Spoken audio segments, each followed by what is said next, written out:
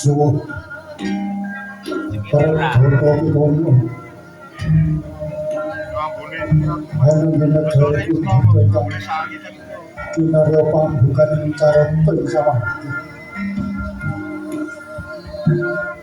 sangat jawa kata kitanya Bathara ingkang kaungan akoso sainggih daono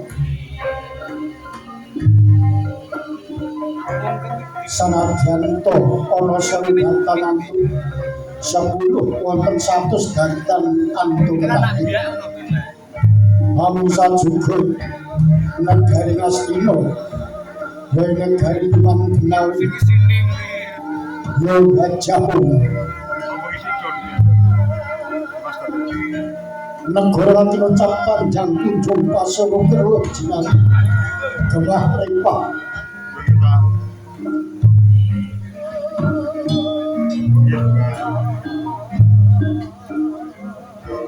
panjang dawa tebani kunjung bulkai bawani pasir samudra ukir gunung pranyata negara Ngastina mumraken samudra ngayunaken pagunungan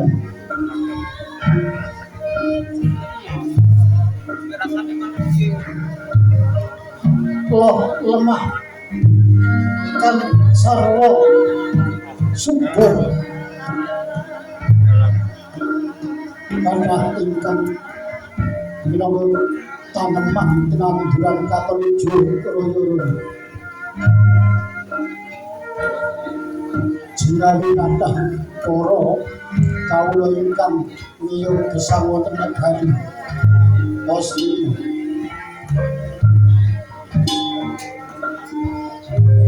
katon adu cukik jeger reya wis manggil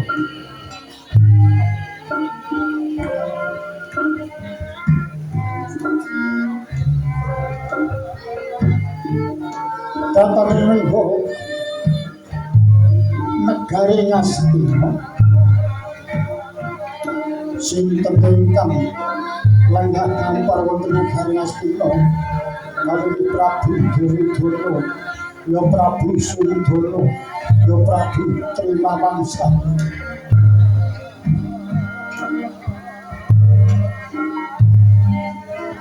Para samono ngasi woko wonten ing kampar Kencana Siku Hinding lan Gorasti kadhet Bapakte Ngastina keparang Haryo Sangguni ya Haryo Suhu tambah 5.000 itu wonten rawuhnya iku saking Sukolmo Begawan Durna yo Resi Punggung itu Surya dan Jolbe sang Lotonati Nawang Ingkang Loko Ekawangga Prabu Basukarno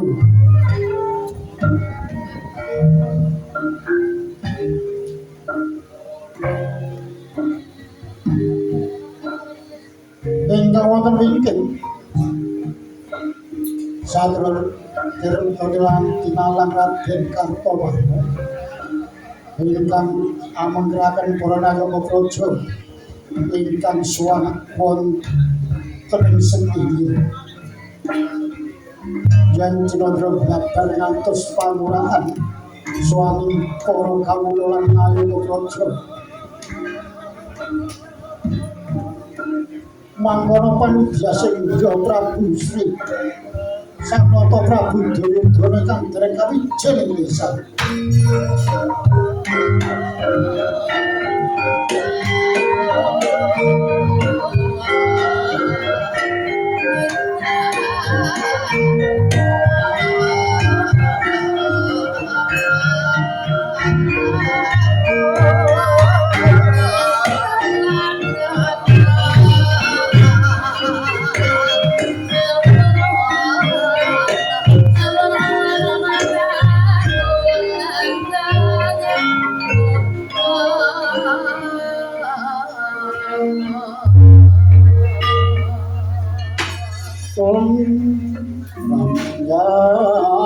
Panjenengan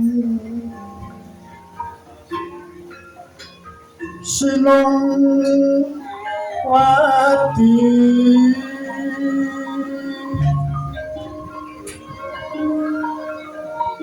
Sinowati Jagadari Amo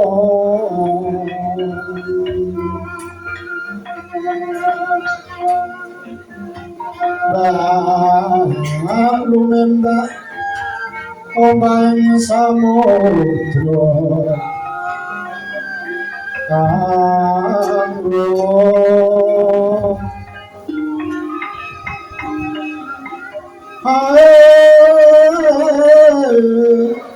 ono Anumo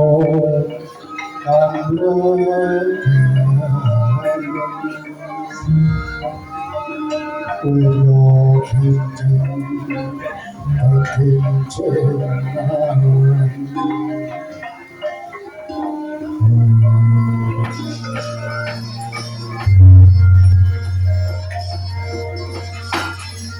jagat yudatur kasih sanging jagat mampu tawamang mandirwarang suman minasun biji manar sumaman antira harjo suarun paman harus sungai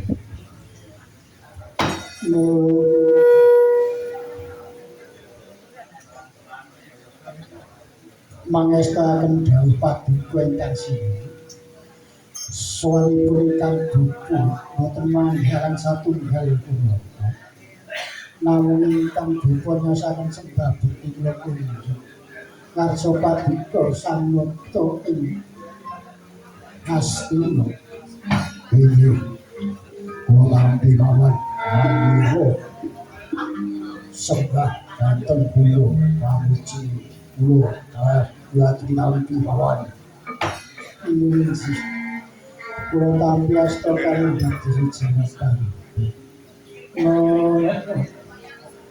kaprayon pun paman harus ngono iki ngestaken dawuh kados kirang kalih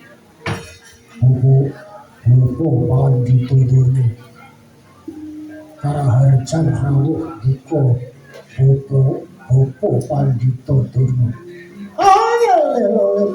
manyal Prekantelo joglo awelo semanipun ingkang boten supaya boten panggilan satunggal punapa nggih nawang Bobo kepanggih namung Bobo ngaturaken sembah bekti kunjungan sampun cantata ing Astina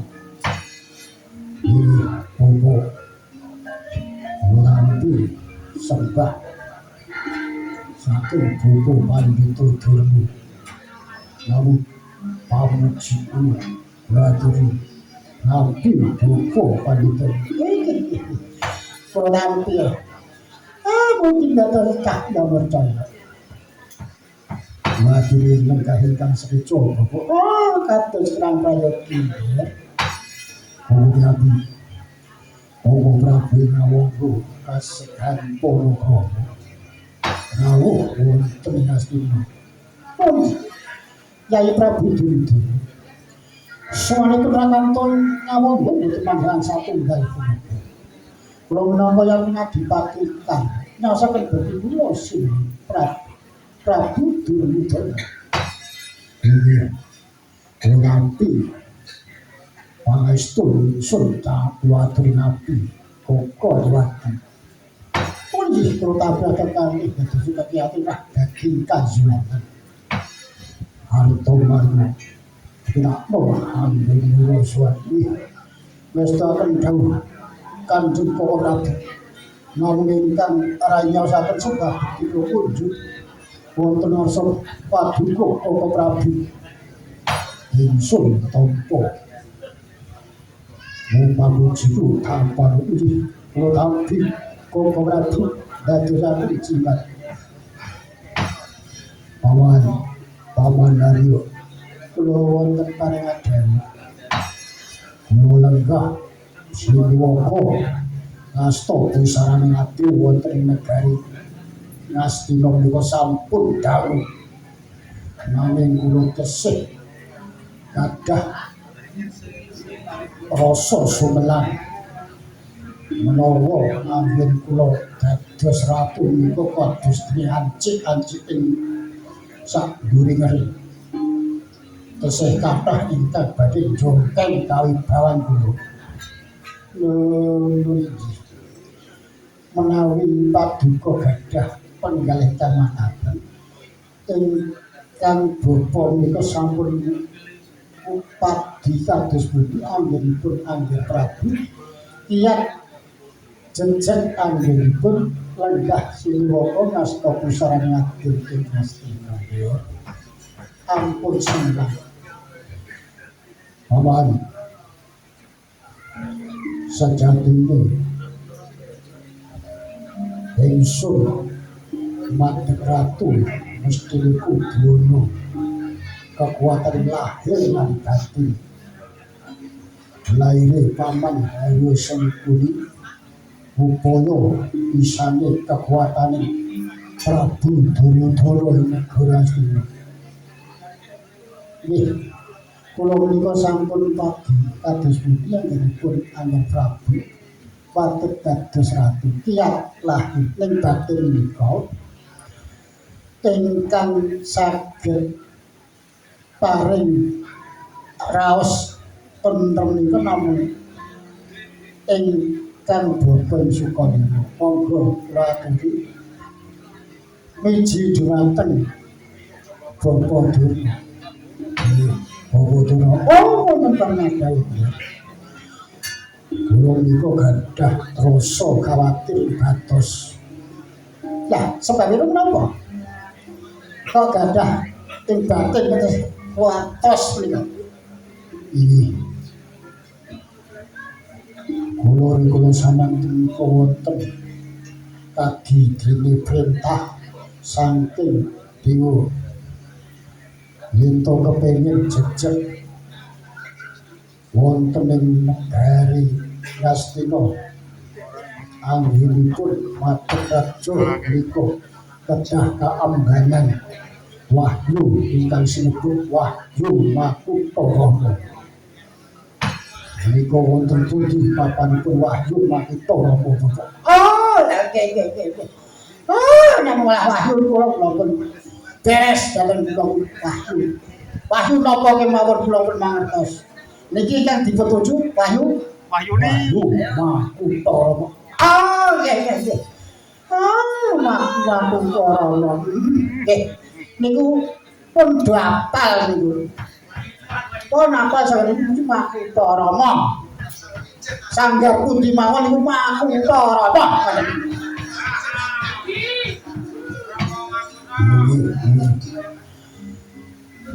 Menawi pitados dhumateng Bapa Wahyu Makutara wonten samanten badhe pandhap wonten ing Kutha Runggu wonten areng-areng Gunung Himawan wonten ing Kutha Runggu areng-areng Gunung Himawan nggih sampun estu nggih kula mboten dura kula menika kathah pengalaman pun rono mrene nggih ketemune ngoten iki pun pitados jamanipun Bapak Sukalima rono kene niku nggih ngoten iki menawi mekaten kula badhe nyalirani minggah wonten Gunung Himawan wonten Pratapan Kutha Runggu. Oh, ampun ngantos Angger Prabu menika tindak ya. Monggo. Menawi wasipun ingkang Bapa ingkang saged dipun paring pitaya menika namung ingkang Raka paring wonten ing Ngawangya nggih. Nggih. Adipati Karna. Wonten para dawuh Kyai Prabu. ngendikanipun Bapa Darma samangke Bapa Prabu Adipati karna ingkang kula dados gayuh wahyu Makutara. Mula inggih Bapa Prabu Yai Prabu. Raka para nyawang boten badhe nika, boten badhe mundur. Kepareng kula nyuwun pamit badhe mupadi wahyu Makutara. Namung para kadang kula mangke saged kula suwun andharaken lampah kula inggih mangke papan sakali inggih ngastakaken gawe karta marmo kula wonten paring dawuh Bapa Prabu budal ingkang para seda aja nganti karungin kali kuwi ngastakaken dawuh Bapa Prabu lain kono tau purna pangandikan Sang Nata Prabu Duryudana arsa kundur hangedhaken Cina para nayaka praja, para pamriksa, ugi para yoga. Awit kondurira Sang Nata hanyrempet kondurira ingkang wedal amepet.